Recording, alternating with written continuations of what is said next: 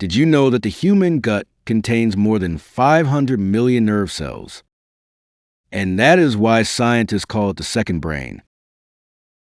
The biggest surprise, though, is that the happiness hormone serotonin is secreted in our intestine, not in our brain. Many of us suffer from recurring stomach pain, cramps, bloating, gases that do not end.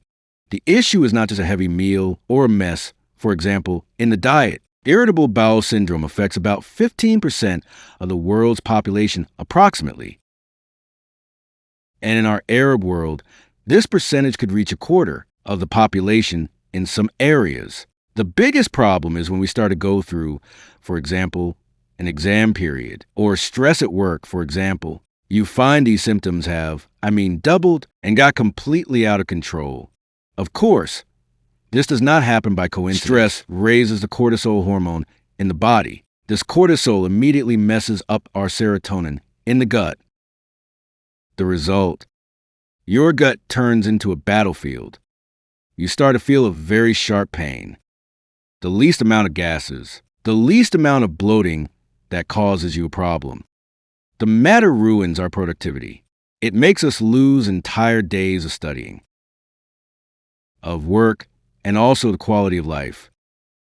Okay, is there a magic cure or a magic pill that will end this? The truth is no, but there is a system we can organize and control so we can get rid of this issue. To make it easy, we have summarized the solution in 3 basic steps. The first thing is we will change the quality of the food. We will focus on easy foods, easy to digest. Whole grain, for example, so we can feed the bacteria. Beneficial, which we call what? We call it the microbiome. Second thing, we will organize sleep time. I practice any regular physical activity. And this, of course, calms what? Our nerves. And this will reflect on our digestive system. The third thing, and the most important, learn to separate between stress and yourself during the day.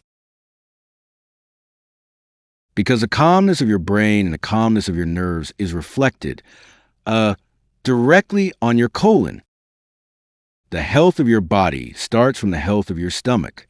The dialogue between the brain and the gut must always be a calm and healthy dialogue. Tell me in the comments, do you feel colon pain more? Is it during times of anger or psychological stress? Or when is your normal time? Don't forget to like and share the video and subscribe to the channel so you can receive everything new. May you always remain in health and wellness.